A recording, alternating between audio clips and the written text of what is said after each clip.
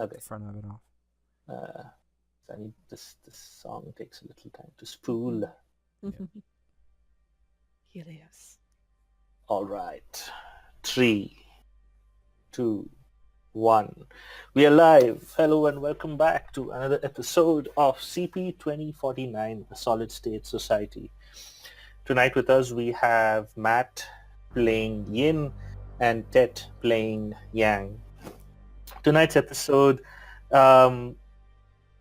is going to be a bunch of different episodes coming together. For Yang, tonight's episode starts right after the previous episode, which I believe was titled Memories. In the case of Yin, this episode starts right after the episode titled Rampage. Yang is in Japan somewhere. A mysterious note written on a scroll enclosed in a container was sent to him at the Lotus Blossom Club. And upon reading that, his thoughts were drawn to a faraway land. This led to some misunderstandings, maybe intended, unintended, between Trauma, Kumiko, and Yang when the three of them met Mr. Sachs. The meeting didn't go as according to plan. At the end of it, Yang flew to Japan, where he found interesting things about certain events. Yin, on the other hand, linked up with Trauma, Machine, and Trauma's friends from his Spec Op days and planned out the assault on the ship with Gentech merchandise that was headed to Icarus. The assault started off on a shaky foot, but eventually gained momentum. They were able to take the ship over, fly out to the container, kill everyone on board, sink it. The sad part was they lost a crewman, a teammate, during the process. Tonight's story will pick up with Yin. She has just gotten back to her apartment with Machine, and it's been roughly 24 hours since the assault on the ship. Machine has stepped out to run errands, and everyone seems to be getting some space from each other. The assault could have gone better, didn't, and now there are repercussions. That being said, the IO Icarus starts looking for the people it knows, and it finds in Machine's apartment Yin sitting by herself, contemplating.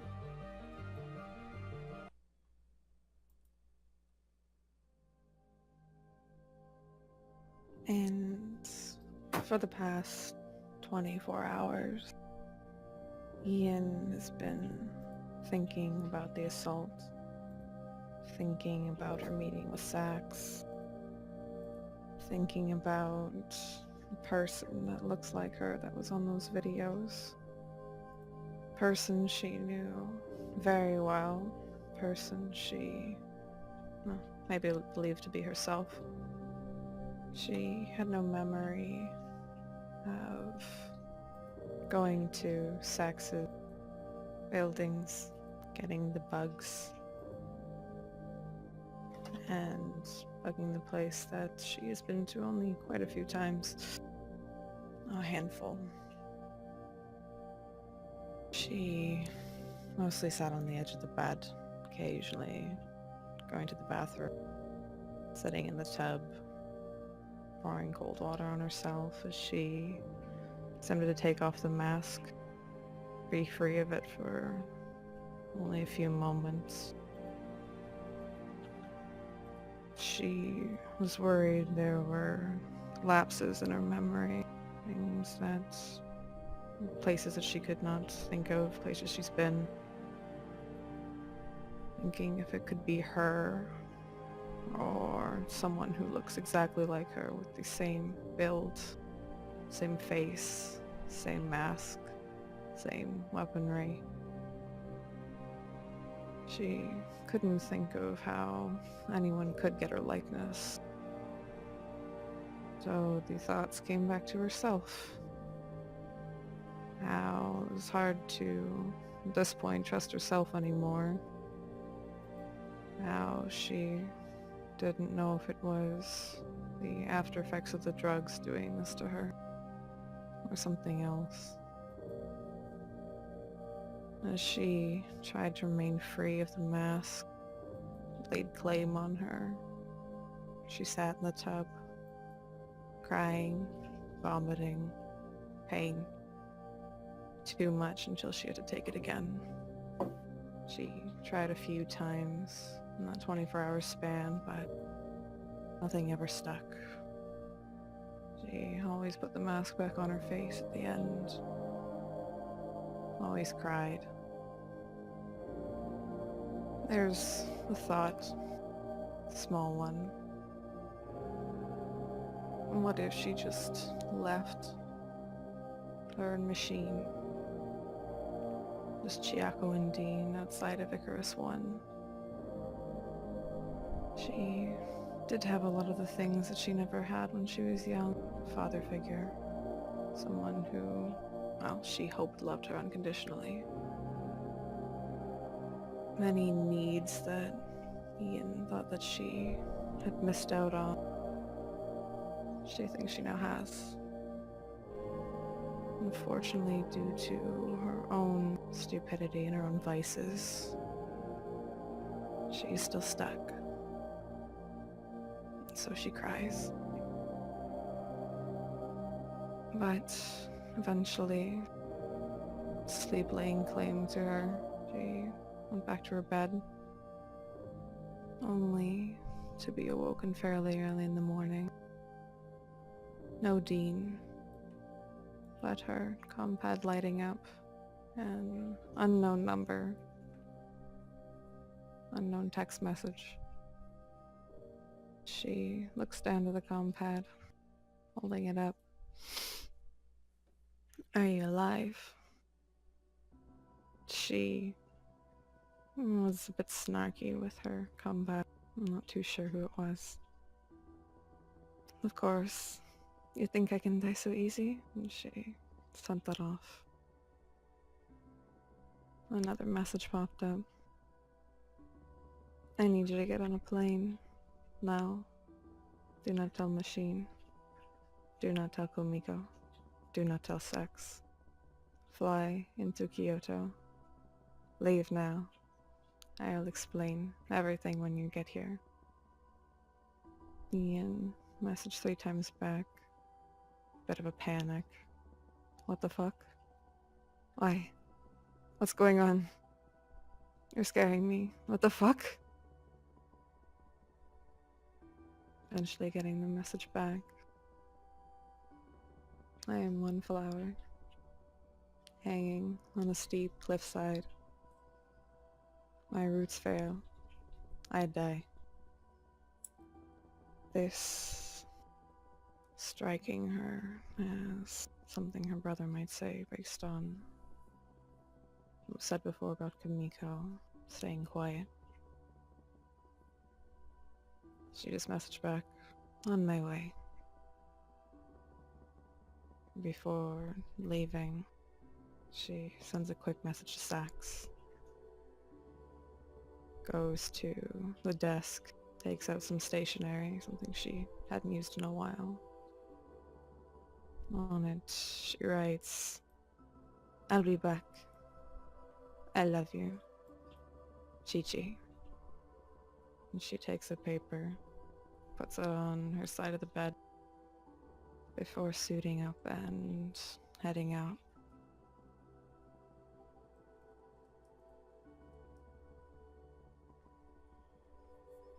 With that, Yin heads out Machine's apartment out into the early morning of Icarus. She makes her way to Icarus Airport, the JAL Airlines to Kyoto leaves in a couple of hours. She waits at the airport not knowing what she's going to receive at the other end. What's with all the the mystery, and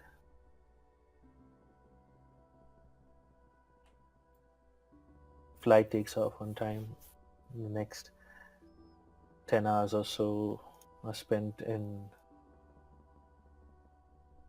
relative silence. Eventually, the plane lands at Kyoto airport. Yin steps out, finds herself in the terminal. In the terminal, she looks out and she can see the city gleaming like a jewel on a drop of steel in the middle of black velvet.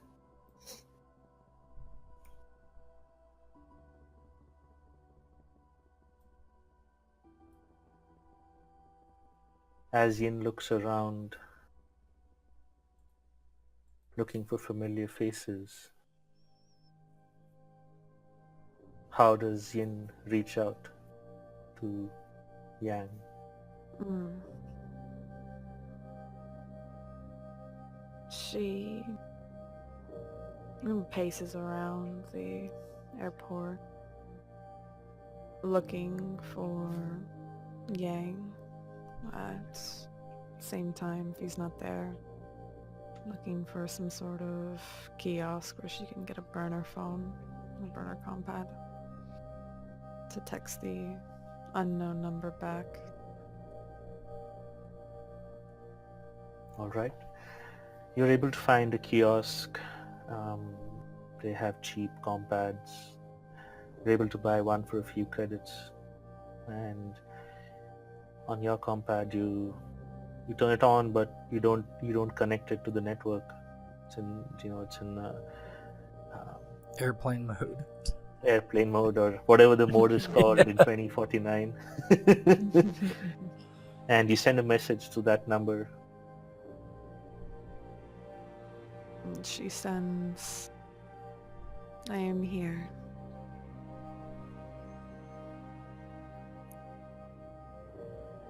Doesn't take long for a response to come back. Outside, I have a car. And as Yin is walking outside, she looks down to the comp. "What kind?" Public transport, unfortunately. "Ah, so not yours." Zypher, let me ask you a question. Were my credits cut off from True Etiquette? I would say yes. Okay, that's what I thought.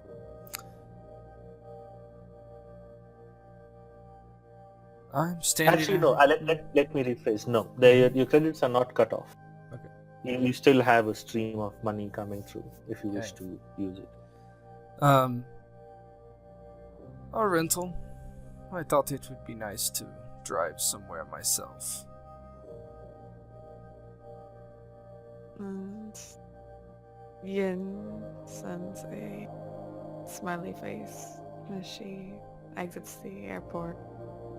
Looks up, looks around, trying to spot a vehicle.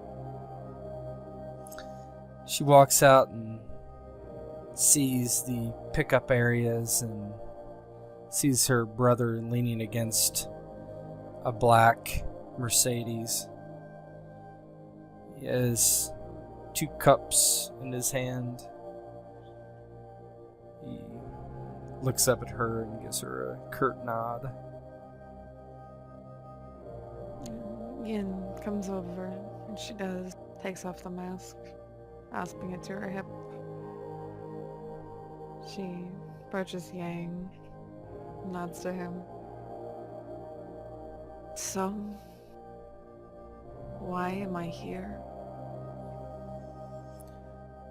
Oh, not so fast, sister. Here. Acai from Brazil. Tea. He hands one of the cups. It's more or less like a Starbucks style. And she takes it, blowing into the lid, cool it down. before taking a taste. This is most welcome after that flight. Yes, I'm glad you did not do what I did on my flight and drink a bottle of sake. You know I don't drink. Yes. Well, let's get going then. Sure. She'll make her way over to the passenger seat, opening it up and sliding in. He walks around the car and gets in, closing the door. Touches the steering wheel and... I am not very good at this. I think you and I both are not the best at driving. Yes, a pampered life even for us misfits, eh? Yes. Well, no time like the present. He looks in the rearview mirror and slowly turns the key or the fob, whatever it is, and pushes down on the gas and accelerates out of the parking lot, weaving to miss a parked car. Perhaps the subway would have been better. Perhaps, but the threat of death is all the more fun. If you say so. Not much of the thrill seeker like you are, sister. It is to feel something at least. Ah, well. He takes a moment to look down at the console. And there is why I am here. Why I came originally. It's a rolled up note. I don't know if Cypher gave you that handout too. Sure. And when Yang, as he's driving, hands you the scroll, it's in a container, cylindrical container. There's a symbol on it, and you can't quite make out what the symbol means. The container, it's like it's got two ends that can be opened. You open it out, and out of it falls a parchment of paper. And when you open it, you see there is text written in kanji kana, and this is what the text reads.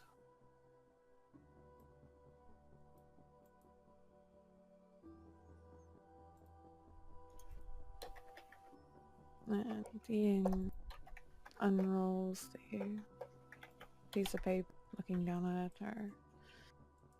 He's going over the words.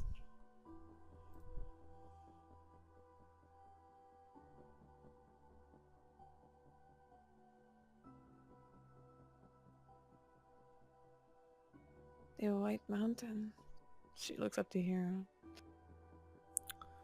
What is this? The White Mountain is a couple hours away in Hakusan. That's where we're going. There's some things you need to see. There's some things you need to know. Alright. Care to tell me now? No. Or... I think it is best if you see as I saw, as best that is possible. Alright. Well, mind if I tell you a few things then? Oh, I'm sure that you will. Go ahead. Well, that mission, the boat, is complete. Do you know exactly what was on that ship, Hiro? No? You were given information from Jitora Watanabe. He had come asking for our assistance in destroying the ship. Yes, I did not know if you knew that Jitora was around still. Ian stiffens a bit. He leans back into the chair of the car. I knew once I saw on the side of the crate that we had lifted up that it was Watanabe. That is what you had us steal. Yang gives a brief look over to his sister, his eyebrow raised. Ah, can't say I'm particularly surprised. There's lots going on behind the scenes that I believe neither you or I know what is happening.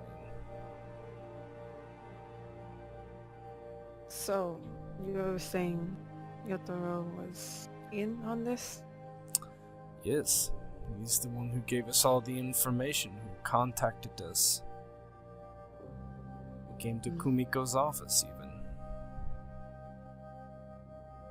And Yen reaches down her side, putting the mask back on her face.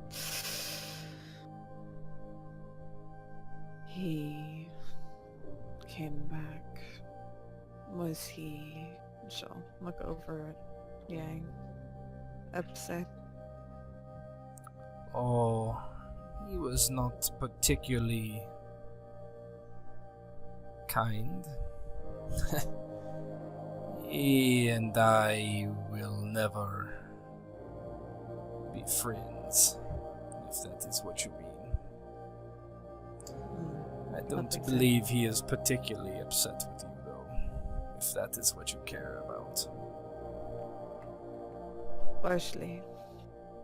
But that is in the past at this point. I did insult him repeatedly.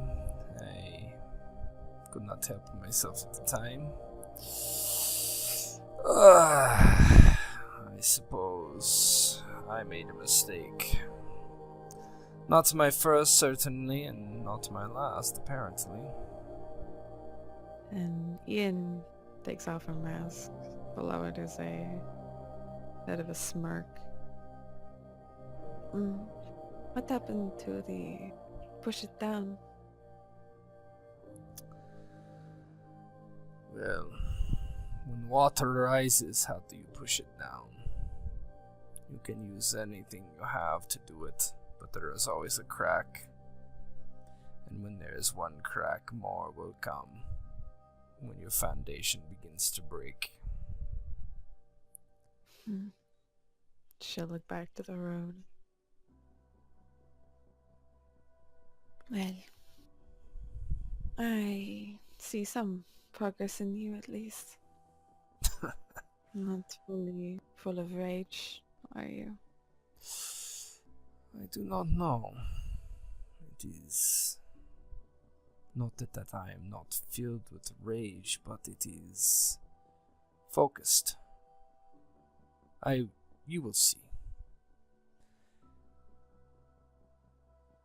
She nods. Alright. I can't wait. So he is going to drive to a stop along the rail. He's not going to drive all the way to Hakusan. And he pulls in and parks the car, locks it. From here we'll take the rail. I am using Kumiko's money, and I, quite frankly, don't want her to know exactly where I am. She clearly knows I am in Japan by now, but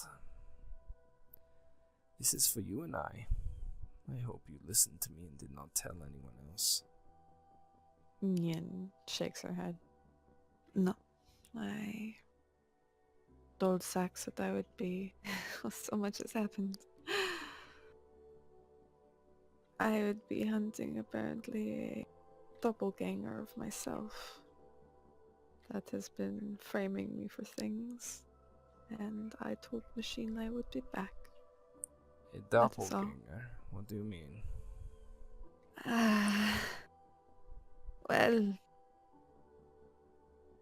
it is a long story, but apparently there is someone who looks like me, who walks like me, same weaponry, same mask, who has been causing some issues for Mr. Sack, has been calling my loyalties into question. And if I do not find them or figure out what is happening, she looks at her own hands at this point, I will go the same way as Nero. Gives his sister a very blank stare. I see. Well, Mr. Sachs is certainly resourceful. I think he has bugged Kumiko's office, or my compad, or Trauma's compad, or all three. He knew exactly what we were up to when we went to meet him. Yin looks to Yang, shaking her head. It wasn't Sax. It was apparently me. Takes a deep breath. You see why there is a problem. Yeah, Mr. Sax was going to stay out of it. Apparently I dragged him into it. I suppose it does not help that Kumiko and I went to meet him. No, that was not a pleasant conversation that I had. I do fear for my life, I'm not saying this lightly. I am scared.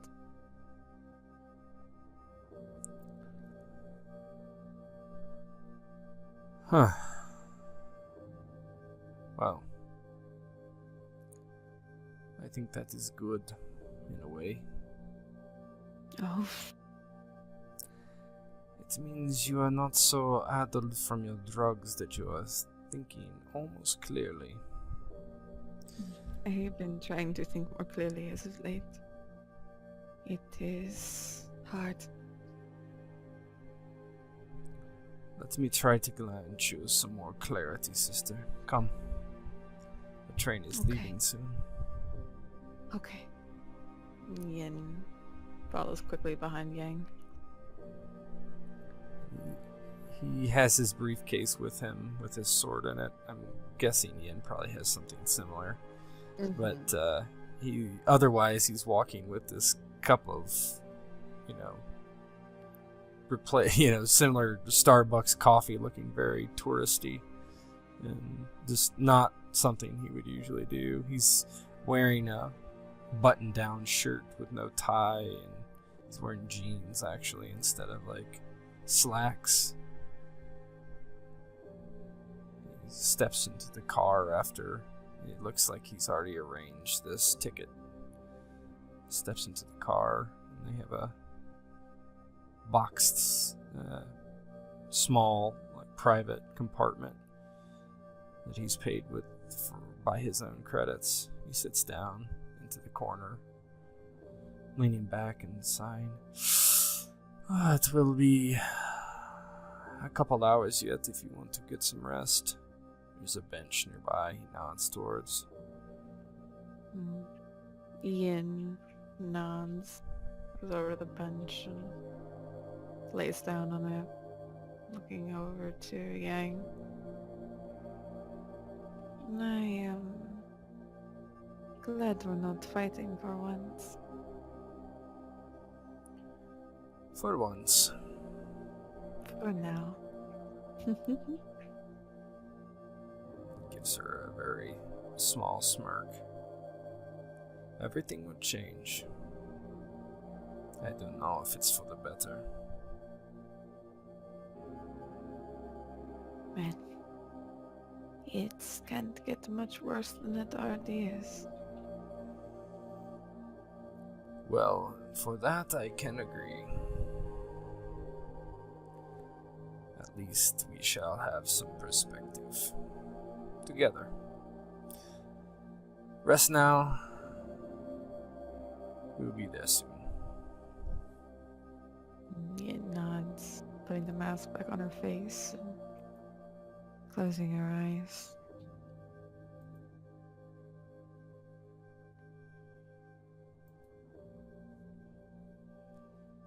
Yang just leans, he looks at the scroll, idly, the case, but pretty much will just relax and drink his tea and maybe take a nap sitting up while the train takes them to Hakusan. Departs. And about 3 hours later, after a few stops in between, it reaches the heart of Hakusan. Yin and Yang get off. How do you proceed from there, Yang? Where are you going next? Oh boy. He gets off the train, looks around. Well, there is one place I wish to show you. It is not far, and he will begin to take her down the alleyway that he had walked days ago. Alright. Yang asks you to follow him. You leave the train station behind and start making your way deeper into Hakusan. The train station is not deep within the city itself. It's kind of on the outskirts. And as you make your way through meandering streets, you see an old life, a life that you don't quite know what to make of it.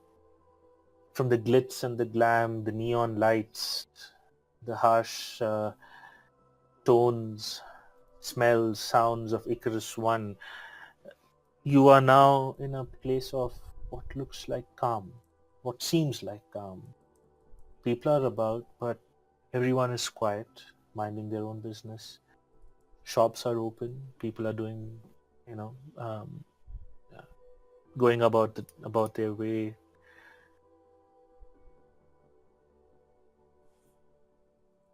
And as you walk through this, a sense of calm kind of pervades you through and through. For once in a very long time, you don't feel your breath, your heart, your eyes, your mind on edge. Everything has been like as if a soothing balm has been applied to all of it. And as you walk down the street, I want you to give me a mental save.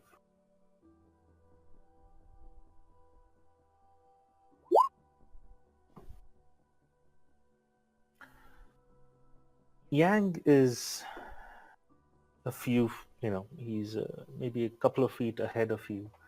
He seems to know where he's going. And you look around you. You take in the sights. And as you do, something in your mind clicks. Your vision blurs for a bit, and the sight, sound, and smell around you kind of fades away as something else makes its way in. You hear stifled laughter. It's a little girl. You can't quite be sure. She's laughing at something. And she's pointing to someone and laughing. She seems that the joke is very funny. You look down and There's a child's hand. In one hand there seems to be what looks like shaved ice. Strawberry? No, cherry. And you're not quite sure, but you kind of feel that you're hearing a little boy whimper. You shake your head. It's, you're not quite sure if it's memories or if it's the drug. But the girl, the boy, the sound, they seem very familiar.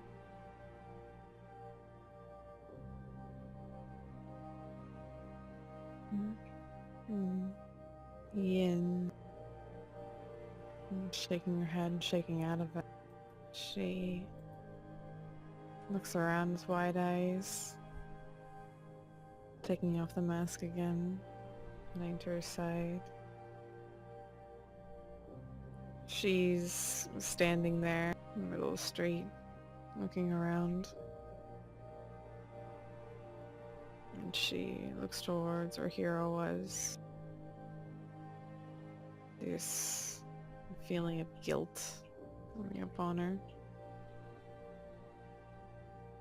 Hearing the laughing of the little girl, the whimpering of the little boy, reminding her of all that torment that she put Yang through, put Hiro through. Maybe she helped with the cause of turning him into this. Probably. And she feels something at the edge of her eyes. Takes a finger, presses it to it, removes it and sees a clear liquid. She rubs her forefinger and thumb against it. Blinks a few more times before running over to catch up with Hiro. And as she does, she puts an arm onto his, looks at him with a bit of a sad expression. As you get to him, your mask is off. Give me a notice plus wisdom.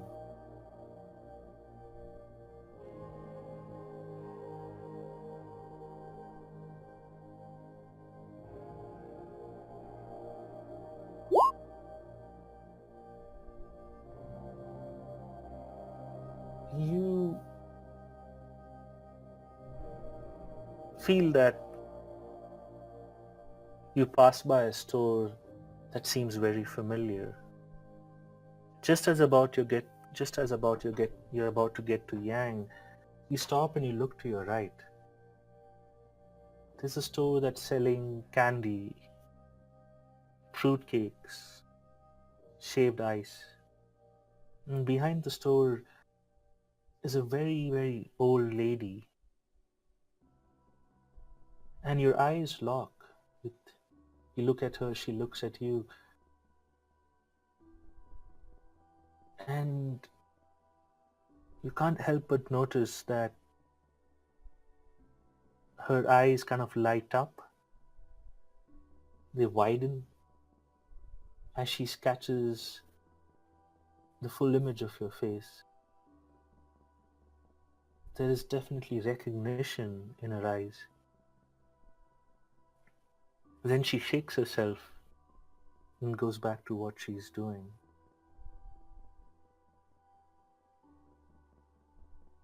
And Yin quickly turns back to Hiro. She kind of runs over, and this time grabbing his arm. Hiro! Alright. Come. There's... can we make a detour? Very well. She'll pull him towards the store. And kind of go inside very slowly.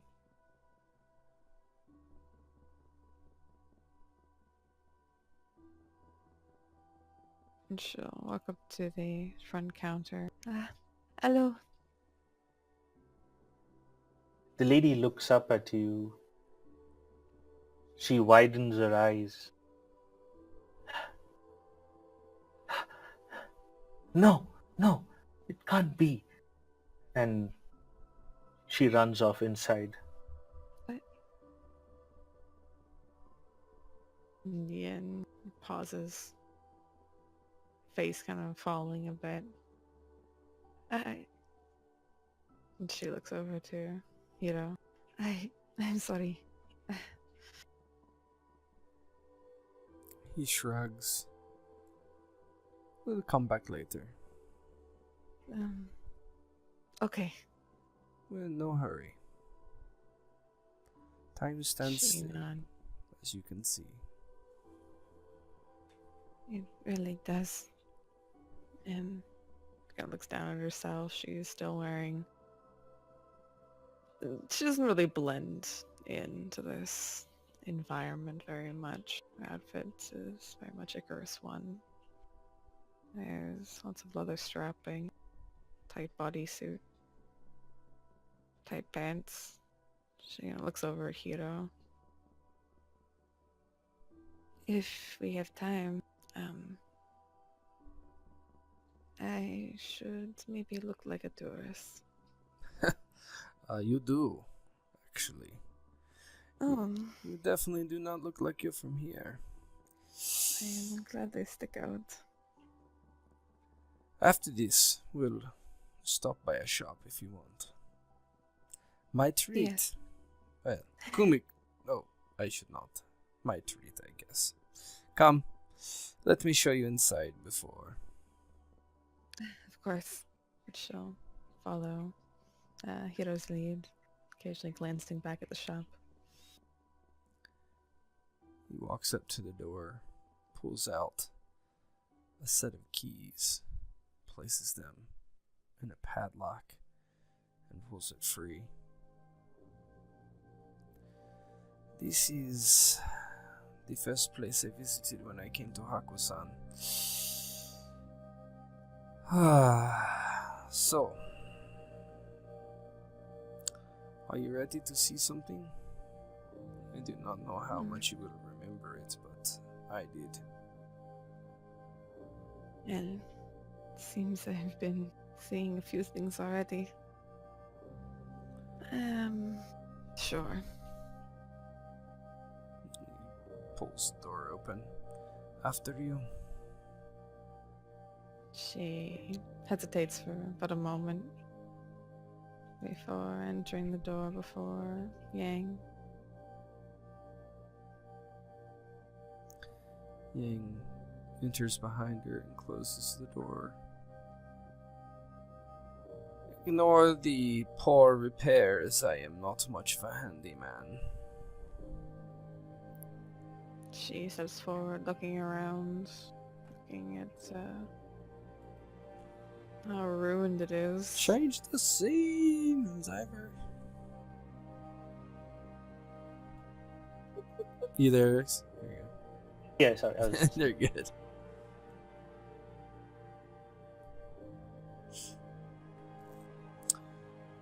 Do you want to describe it, Zyver? Or do you want me to? Sorry. No. So as you walk in, Yin, it seems like an old dojo. The wood seems rotten at many places. There are leaks from the roof. You can smell... The air is musty when you smell it. There's definitely mold growing in places. The windows with the the paper made like windows are torn at many places. There are cobwebs.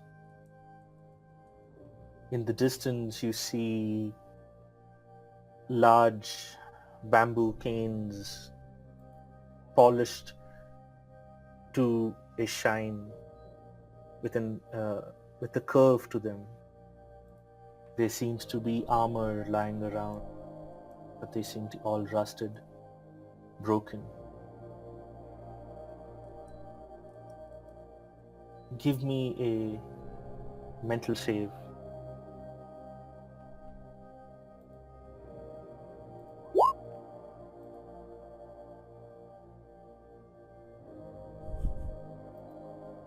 You feel that you know something. You walk up about 10 feet ahead of Yang. There is a loose board on the wall. You can't explain why you know this, but the board is loose. You pry it open with your hands, and you already know what you're expecting to see. At the height of your knee, it looks like someone has drawn some stick figures on the wall. There seem to be 4 figures, 2 standing tall, 1 of medium height and 1 much smaller. They all have smiling faces. There are some flowers also drawn next to it.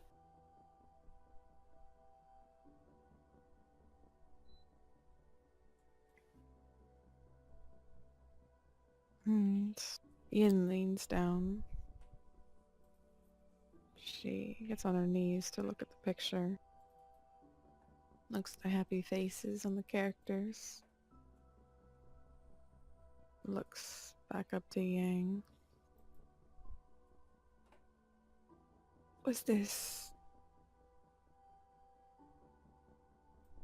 when we were kids? Oh, I assume so. I don't fully remember this place. Don't really remember much. Give me a notice plus wisdom, yeah.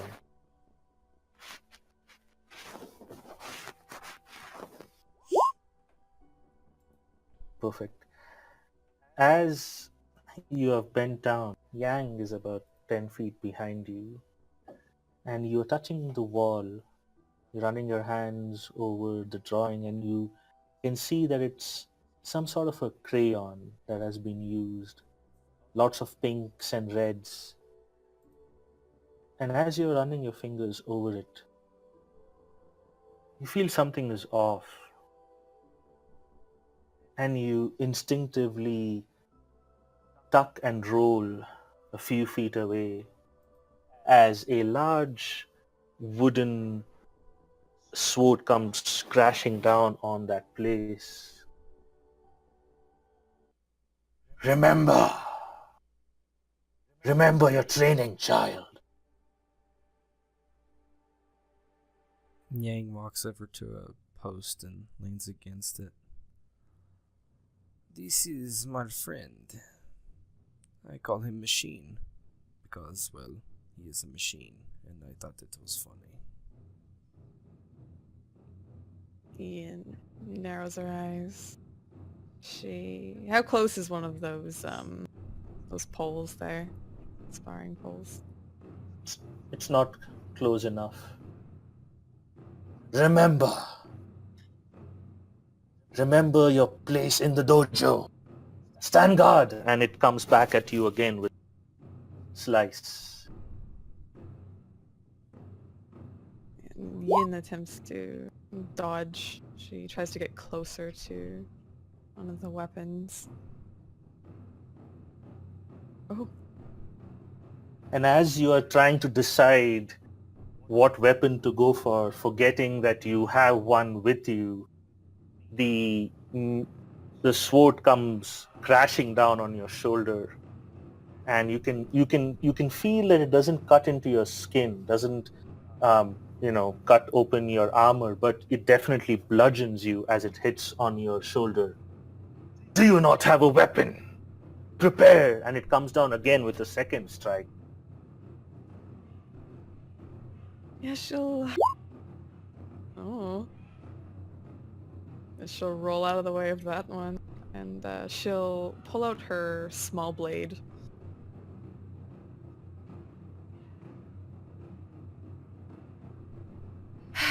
Really? Take a glance over to Hero. He is. You can tell he's actually opening his briefcase with a sword and getting it out. Shit. She'll use the small blades. As I'm thinking, her larger one's probably left behind where she rolled out of the way. As she comes at the bot with a small dagger that she had hidden away.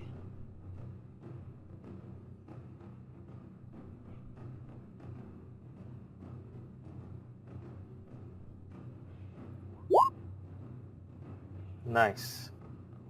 How does that look as you bring your dagger up and strike this thing? So she quickly glances over to where her full weapon is. Decides to take a moment using the small blade to jab it into the sparring bot. And kind of quickly from below stands up at the same time, inserts it into its chest, cuts away. Excellent. You remember your training. A weapon always ready. But it won't be enough. Stand guard, little one. Strikes you, attempts to strike you again. Ooh. It comes charging at you, and it almost seems that it's going to hit you when it goes past. And as it goes past, it hits your back, and again you get that. It's like as if you're being smacked by a wooden stick. And give me a mental save.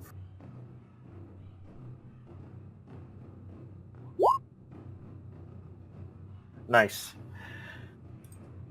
And just as you think that it's done, it twirls around and you feel that the sword is coming back. This is the first time you've seen an enemy act and attack twice fluidly in the same motion.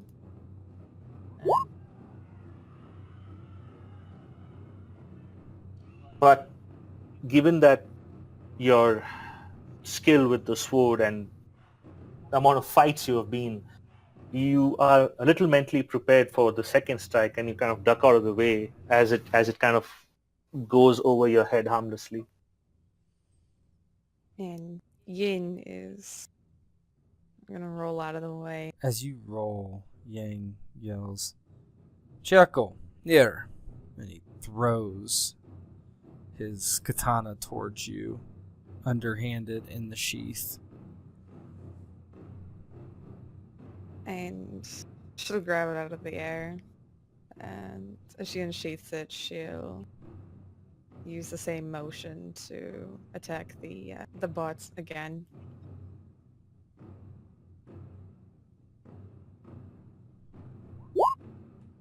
Nice. That definitely hits. Excellent. Aware of your surroundings. Do you remember, child? Not yet, it looks like. Well, a beating should suffice. And it comes at you again. The first one, again, you duck out of the way. But as the sword is mid-swing, it realizes it has missed, and it kind of does a Z and tries to bring it back at your lower back.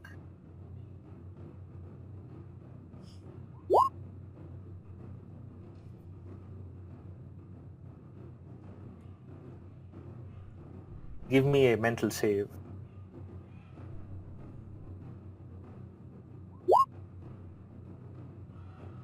And as the stick comes from the lower back, it misses a bit, and you feel it hit actually your buttocks. And that sharp bludgeoning pain on your buttocks, it kind of gives you this jarring memory again of a taller man, a well-built man with a booming voice that commands respect at all times. Why did you hit him, Yin? Why?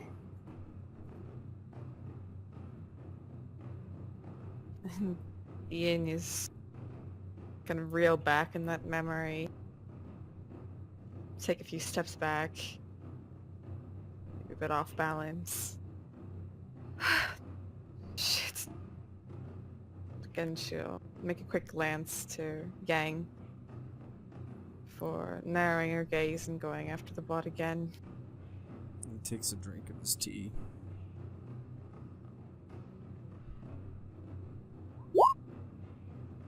Nice. That's a good solid hit.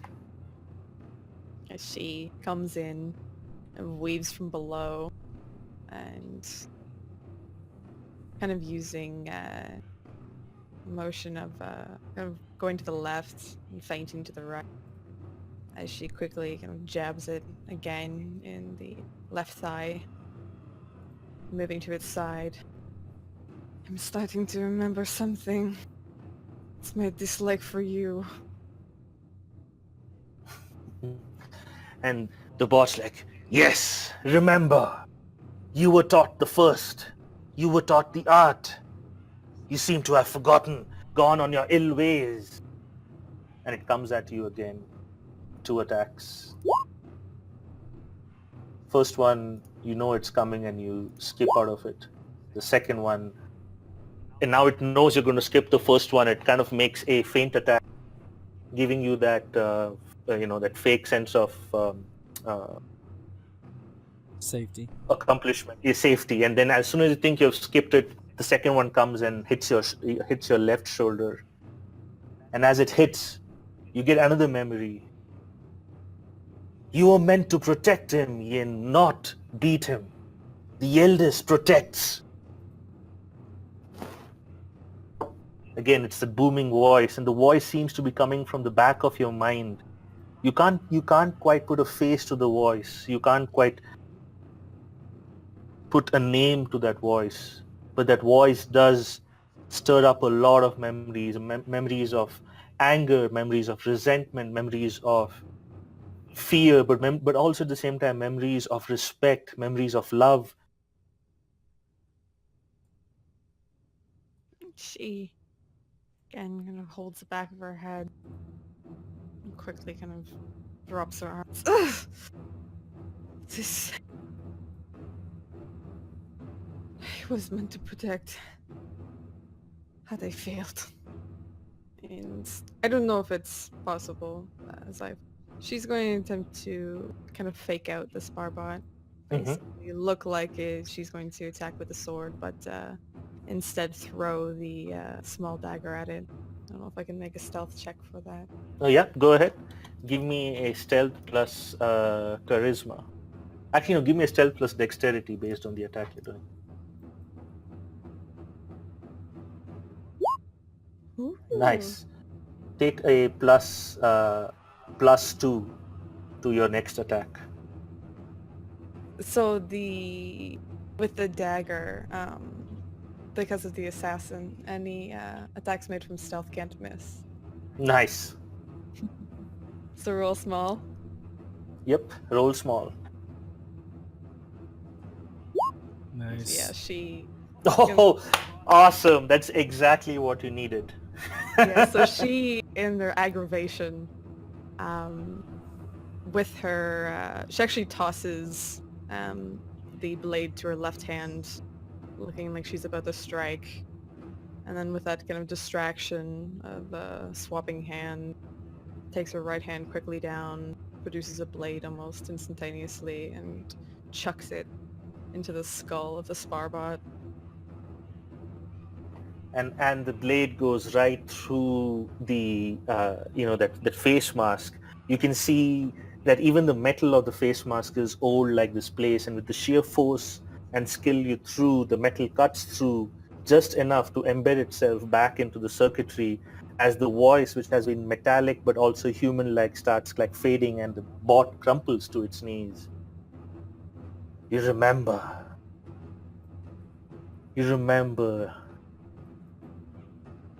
and then crashes. She'll take a bit of a knee, puffing a bit. I remember. She'll look back up to Hiro. I remember this place. I remember father. And all the times that I failed you. Yang saunters over. He has something in his hand, other than in the other hand, besides his tea. It's another piece of parchment. No, not yet. You don't remember. Not really. He passes down the piece of paper, steps by, kneels next to the bot. I'm going to have to get this fixed again. Beat the hell out of me the first time I came in here. You know, get up, stretch your bed, and she's unraveling the note. Yes, well, I feel a bit worse for wear too. Maybe not as much as you. Oh, I defeated it. Don't get me wrong. And now we both have. She'll unroll the note, start reading.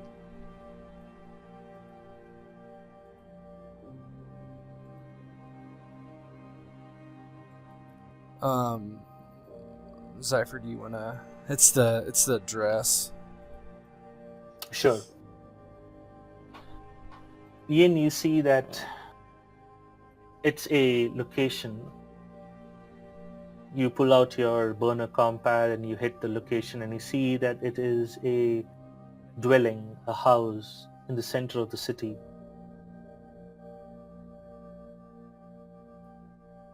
She'll look at it. What does this mean? Where is this? Not far. Your last journey here.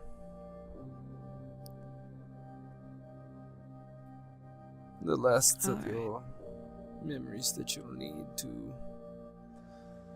try to bring back.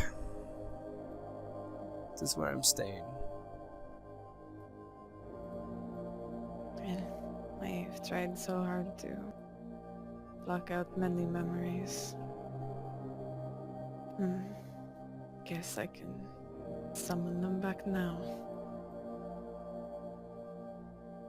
Shall we? Or am I gonna get beat again by another bot? I don't think so. Hopefully not. He reaches out. I'll be taking that. Oh. She'll take the sword up in hand. This? That. When I came, I did not have an assistant to help me. And you are the best assistant here. She'll go up to him, putting the hilt of the blade in his free hand. Getting close and smiling at him. Yes. I'm glad you think so, sister. And he sheathes it and kneels and puts it back into the suitcase. He doesn't seem all as mirthful as she is, as usual, probably. Well, I'll follow you. Okay. She'll walk over to the bot, taking out her small blade before tucking it away. She grabs her own carry case or her larger sword. And let us go then. Once We get into clothes now or after? that is up to you. If you want to go shopping, He scratches his beard. I did not think you much of a valley girl. Want to look prim and proper for all these fellows. There are not many gaijin men here. I do not wish to draw the eyes of other men, I'm happy where I am.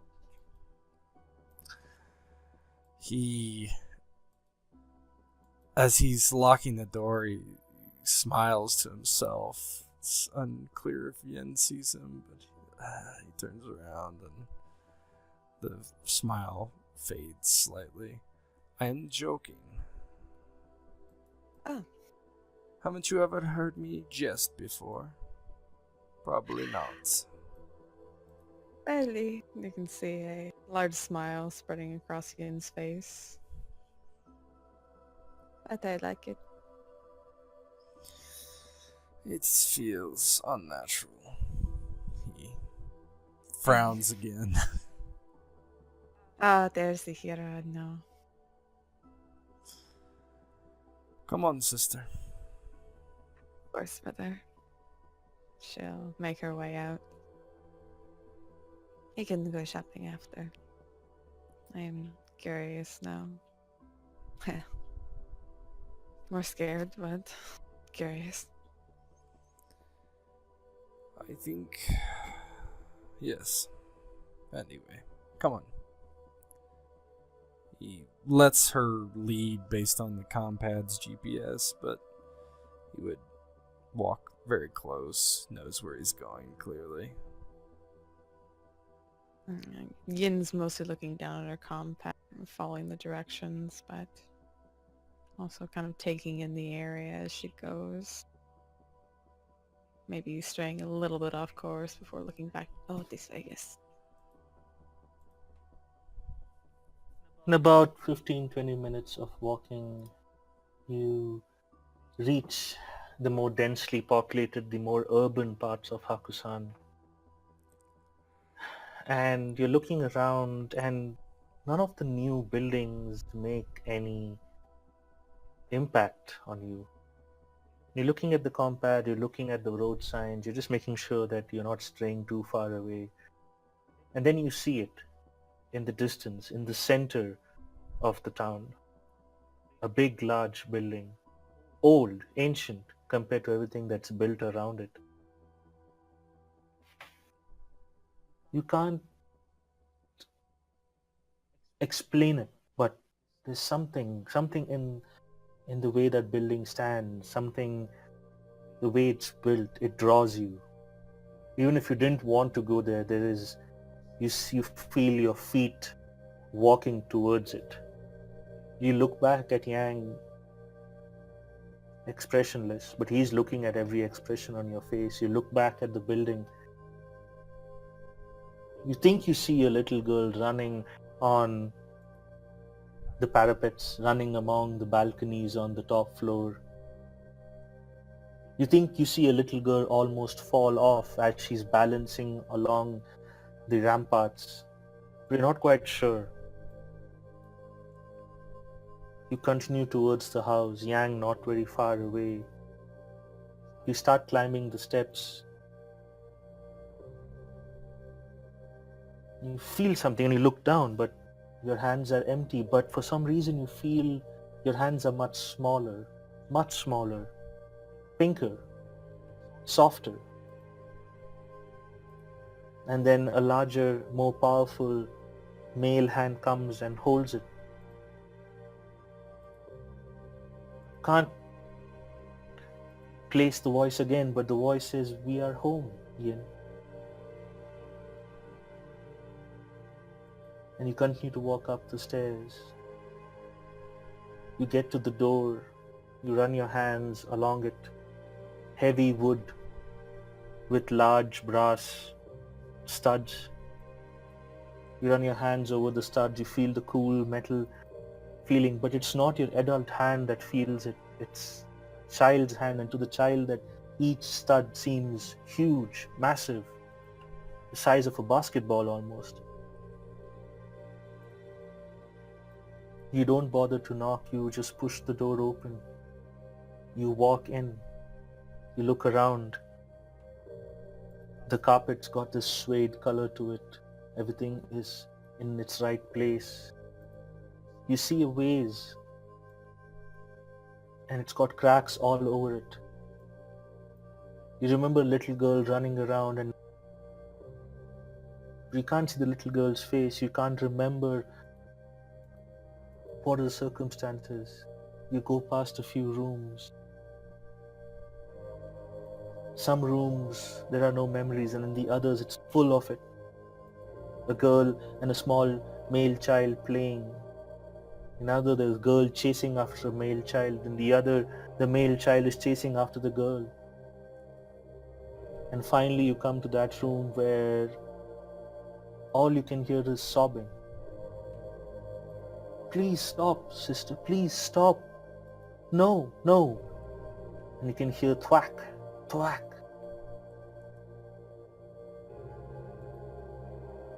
You go past that room quicker than the most you have been past. Eventually you get to a central room. You push the sliding doors apart. And in there stands a man. Ah, hero, you have brought her here. Right? This is for her as well as much as I.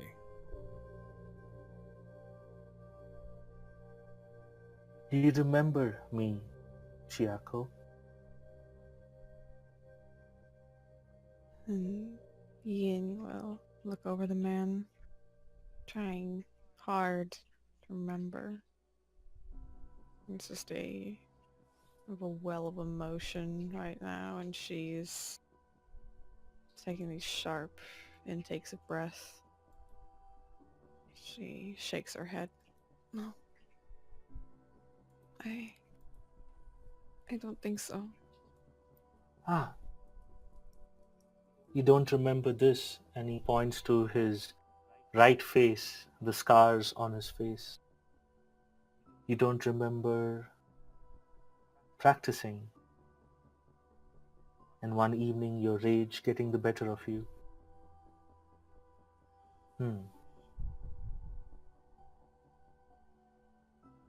Yin, give me a notice plus wisdom.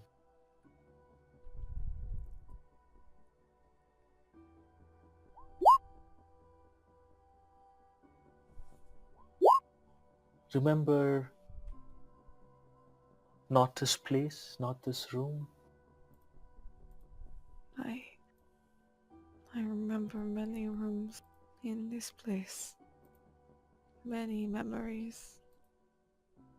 But this one, she'll step forward a bit, looking around. I don't.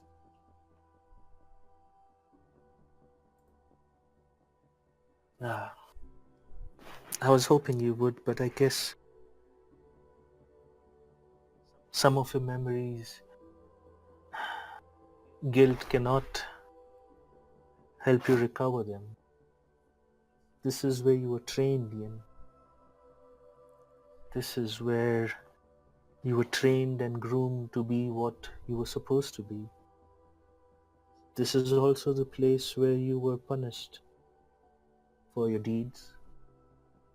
I can understand the punishment getting away and stopping your memories. Do you not recognize the picture behind me? Look closely, Yin. Look closely. And she'll walk over to it. Look at the photo.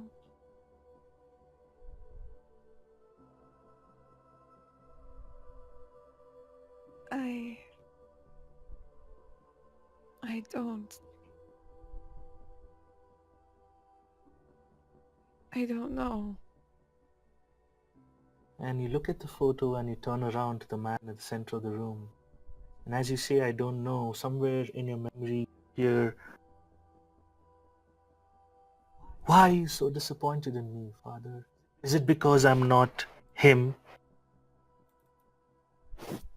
Yin, my child, I am not disappointed in you. I'm not disappointed in you that you are who you are. I'm disappointed not in the fact the way you carry yourself. No, but you need to see your purpose and then the memory fades away.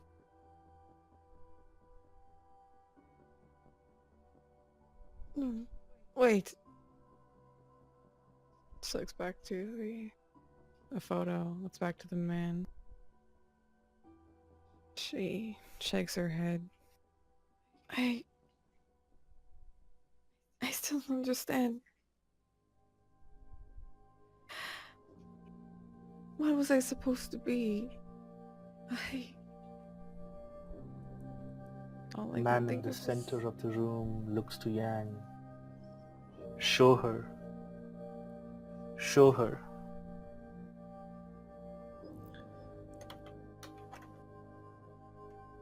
One sec.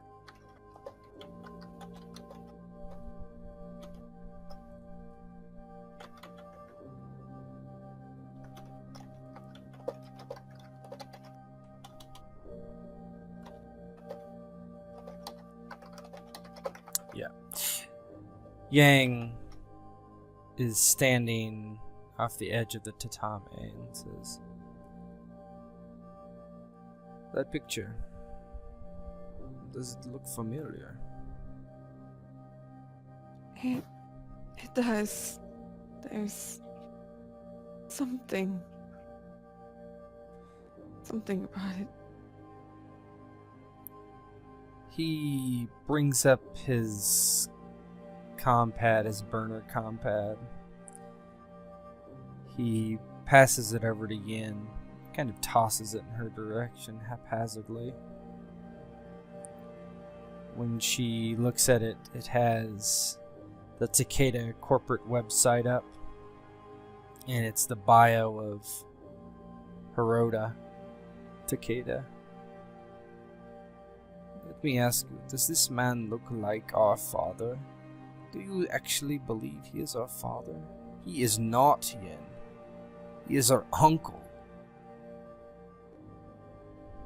Wait. The man in Icarus. He is not our father. This is our father. He points to the picture. She looks at the picture. Looks back to the man. No. No. She takes steps back. But you... She brows furrow, hackles raised. You beat me. I was never good enough. That's what I've always thought. How can you be here? She takes a few more steps back. Yang walks towards the picture, looking down upon it as Yin's processing that.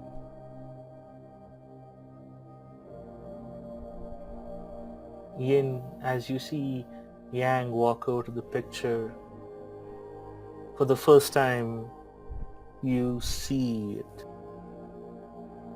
The picture and Yang's face side by side. The jawline, the high defined cheekbones, the square forehead.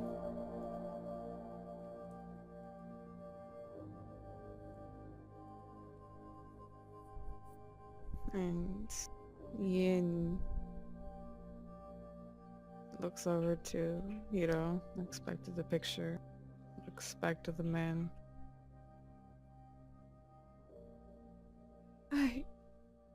Father? His name was Kurosawa. He He's the eldest of 3 brothers. Hirota Takeda is the youngest. Kumikeu's father is the second eldest. Hirota killed our father, and then he killed Kumiko's father.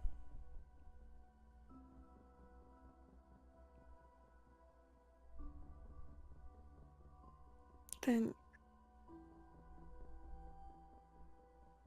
she looks back to Kiro. So who's this? Kiro, there's much confusion. There is time. It has been a difficult time for me as well. This is Master Hando. He is the last of our true house.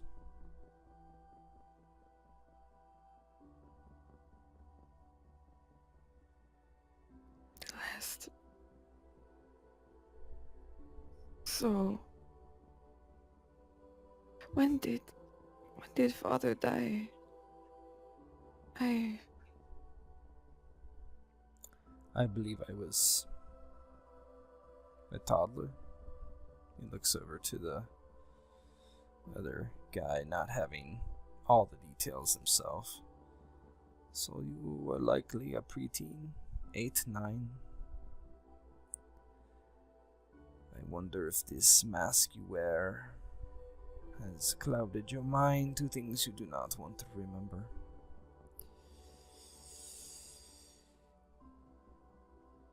So everything that I've thought, everything that I punished you for, it's been a lie. All of it.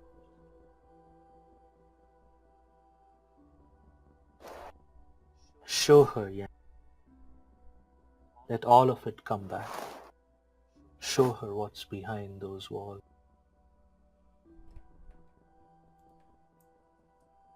One sec.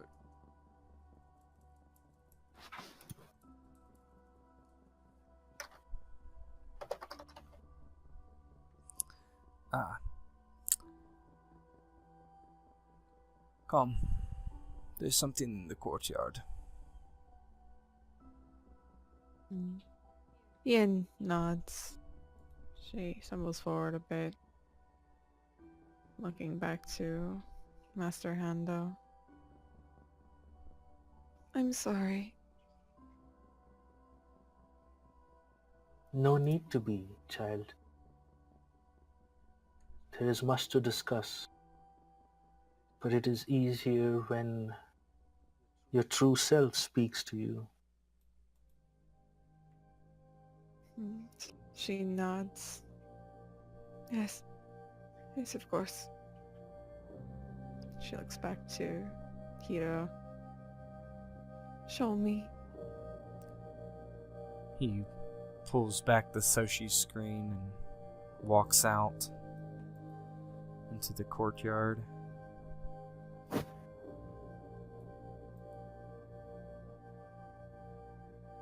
And Yin, the moment you see that tree, you cannot stop it anymore.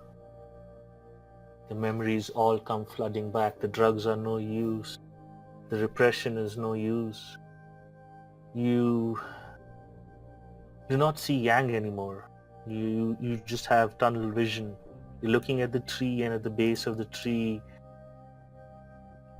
you see a memory. You see a little girl holding the hands of her father.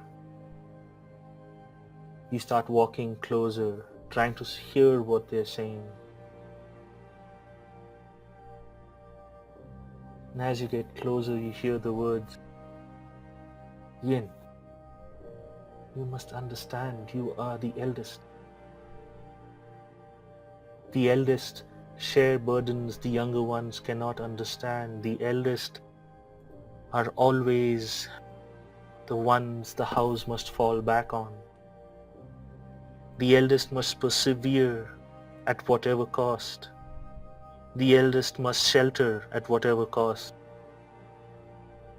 I am not disappointed in you, Yin.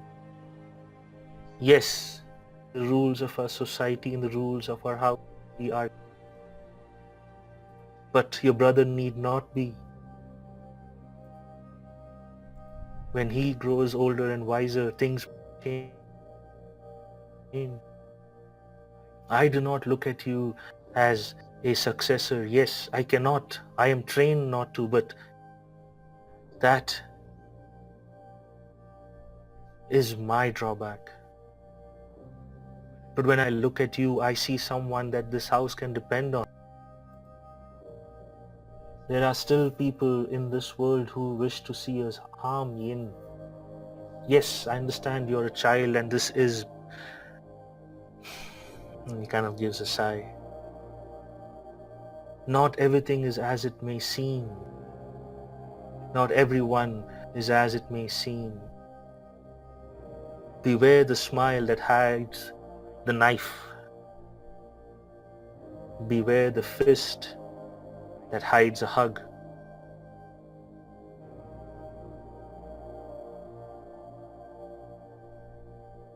You need to protect him, Yin, not beat him.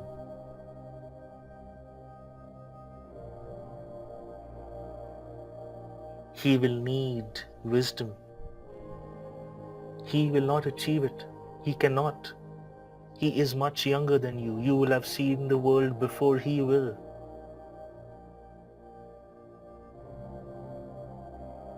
I am leaving to go to Icarus today. And when he says that, you feel the little girl's eyes lock on to her father's eyes, and you didn't know then, but now you do with what you see, what you remember, that in his eyes, he knew what was going to happen. And then the memory just fades away. And Ian is stepped towards the tree at this point. Her hand placed on the bark, feeling it, reaching out to where she saw her father before, trying to hold on to that memory as it fades. And as she turns around to look at Yang, tears pour down her face. She slowly collapses to the ground. She puts both hands over her eyes, shuddering. I'm sorry. Yang I walks slowly towards her. Good. And her shoulders heave. I failed you, you know. I failed our father. I didn't protect you. I didn't show you the wisdom I should have. I blamed you so much.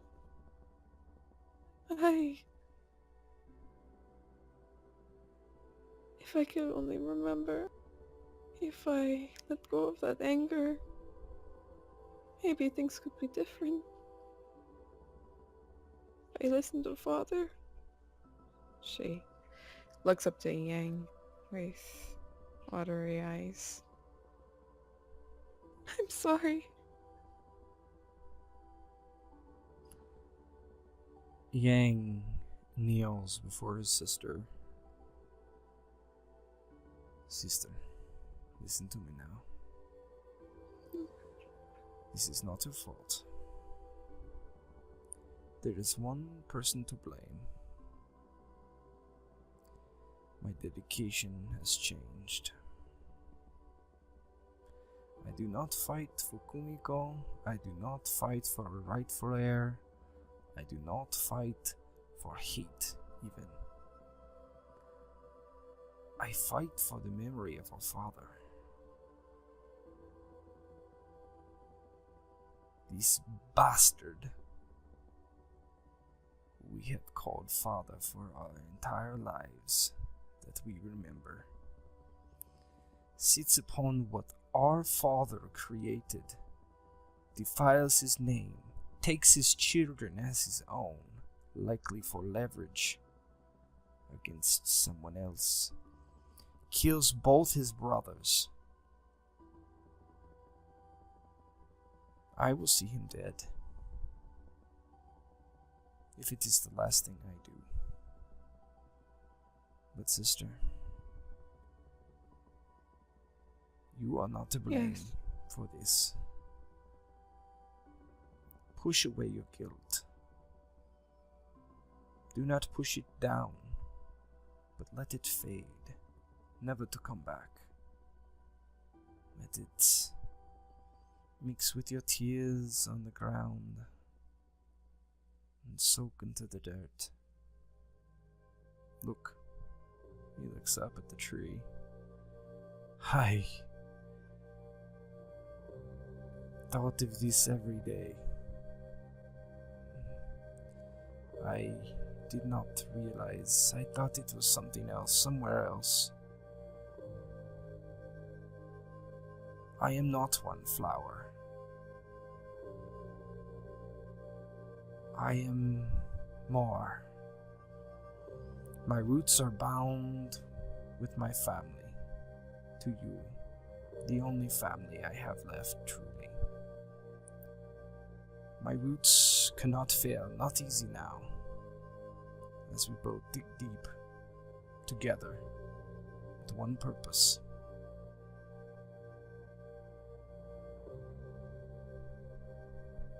Yin nods. She reaches out to Hiro, wrapping her arms around him and folding him in. We have to preserve the memory of our father. Fight for it. We'll do this together. Puts his hands on her shoulder, puts his forehead against hers. That's what he says. She holds him for a while. Hiro.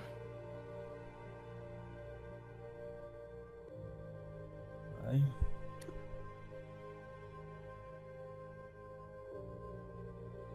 You know, I love you.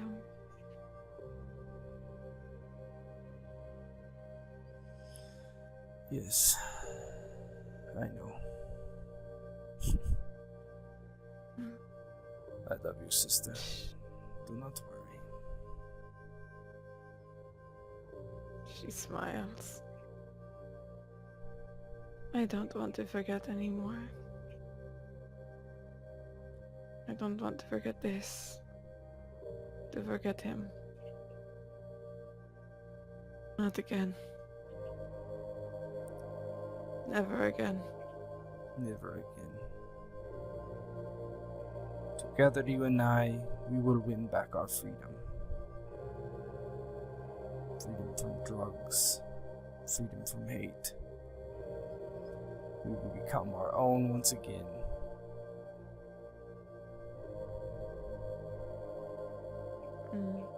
I would like that very, very much. Together. Together. Ian gets up, brushing off her knees a bit, wiping her hand across her eyes. She looks down to the mask on her hip. This is going to cause me great pain. I don't know exactly what will happen. I don't know how long it will take me to get clean. If I can do it without Mr. Sachs or Komiko. But I can't anymore. Yang looks a bit nervous. What are you going to do?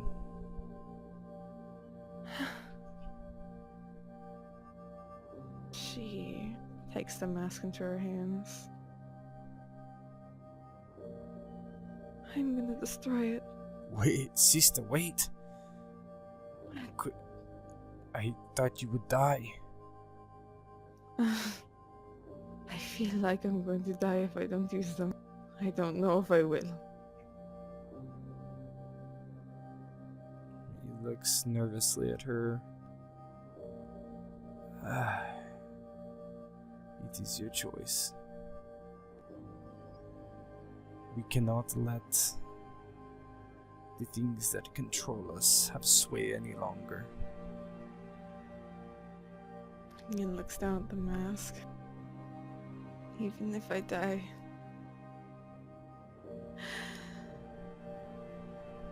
I know that you can accomplish this. But I would rather die with my memories than without them. And with that, she throws the mask on the ground, taking out the small dagger, flicking it out, throwing it at the mask, and then putting her boot on top of the dagger, crushing it in, watching it short circuit on the ground.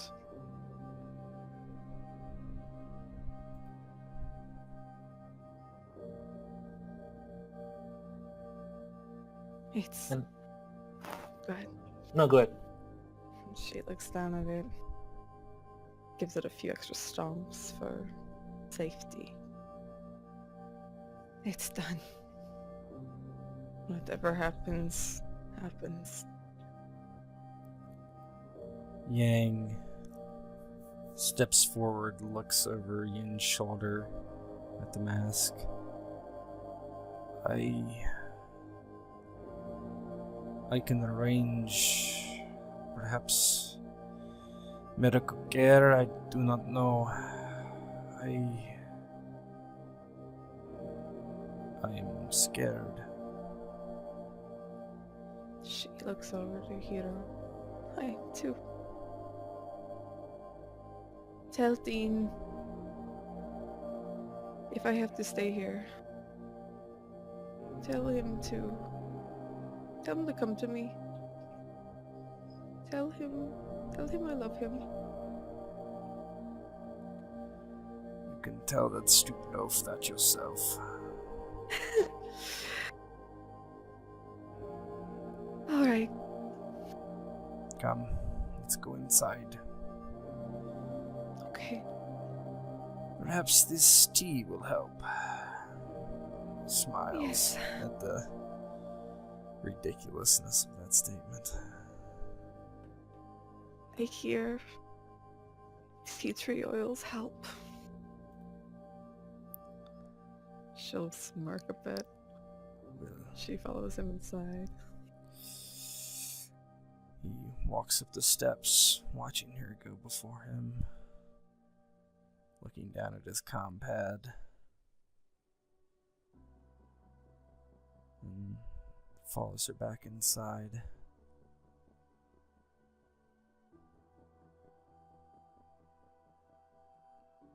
And with that, as the siblings go back into the house, somewhere far above, cloud bursts, and the courtyard and the tree is drenched in rain. And with that, the screen fades to black, and the session comes to an end.